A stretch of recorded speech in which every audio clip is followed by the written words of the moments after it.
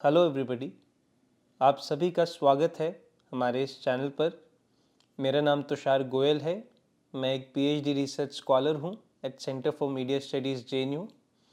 आज इस video lecture में हम 5 ऐसी इम्पॉर्टेंट बातों के बारे में बात करेंगे जो आपकी पीएचडी जर्नी में और आपके पीएचडी इंटरव्यू में काफ़ी इम्पॉर्टेंट साबित हो सकते हैं। मैंने अपनी रिसर्च जर्नी में बहुत सारे इंटरव्यूज़ दिए हैं, सेंट्रल यूनिवर्सिटीज़ में, आईआईटीज़ में, एनआईटीज़ में, और मेरे एक्सपीरियंस से कुछ ऐसे क्वेश्चंस हैं जो हमेशा रिपीट होते हैं, कुछ ऐसी चीज़ें हैं जो आपको ध्यान में रखनी चाहिए। स्टार्ट करते हैं रिसर्च प्रपोजल से। I am stating the obvious, but लोग इसको ही इग्नोर करते हैं।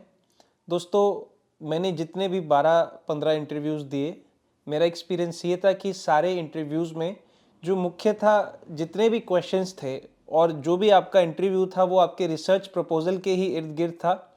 तो मेरा सजेशन आप लोगों से ये रहेगा कि जो भी आपका टॉपिक है, आप उसके रिसर्च ऑब्जेक्टिव्स, उसकी सिग्निफिकेंस, मेथडोलॉजीज़, उसको बहुत अच्छे से प्रिपेयर करें।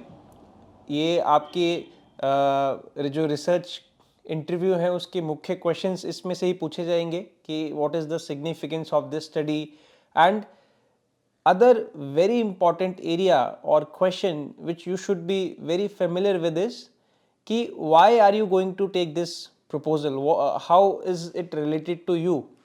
So आपको ये भी पहले से ही पता होना चाहिए। दूसरी बहुत important चीज़ है introduce yourself. So you should be having that in writing. Okay, आप प्लीज़ इसको पहले से प्रिपेयर कीजिए। It is going to be an ice breaker question. जब आप जाएंगे पैनल के सामने, आपसे पूछा जाएगा कि tell us something about yourself और इंट्रोड्यूस योर सेल्फ। तो आपके पास इसका एक बहुत ही संक्षिप्त और एक अच्छा जवाब होना चाहिए जिससे आपकी क्वालिफ़िकेशंस, आपके इंटरेस्ट और आपकी पर्सनैलिटी उभर के आए। तीसरी बहुत इम्पॉर्टेंट चीज़ है जो लोग अक्सर मुझसे पूछते हैं, वो है कि आप जिस भी डिपार्टमेंट में अपना इंटरव्यू देने जाते हैं, आपको उस डिपार्टमेंट का बैकग्राउंड पता होना चाहिए। आप पर्सपेक्टिव सुपरवाइजर्स को देखिए उस डिपार्टमेंट के कि उनका रिसर्च एरिया क्या है, और अगर आप चाहते हैं तो आप उनको ईमेल भी कर सकते हैं। लोग बहुत घबराते हैं, पर उस ईमेल को बहुत फॉर्मल रखिएगा। ओके, और ये एकेडमिक्स का पार्ट है। कल को जब आप भी प्रोफेसर बनेंगे, असिस्टेंट प्रोफेसर बनेंगे, तो लोग आपको भी अपना प्रपोजल भेजेंगे, तो इसमें कोई बुरी बात नहीं है। You can send them an email, you can state that you are interested in their research area and you can send your full research proposal. चौथी बहुत important cheese, please be confident and at the same time please be humble.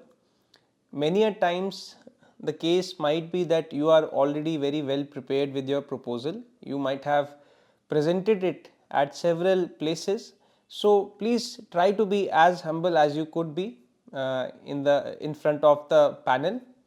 पांचवा बहुत important point, अगर आप अपने interview में किसी सवाल पे अटक जाते हैं, so don't lose confidence, be honest, tell the panel that you have not yet learned about it or studied about that perspective and you will do that in the future. अगर आपकी कोई और डाउट है, so kindly write to me in the comment box and you will expect a prompt reply from me. Thank you.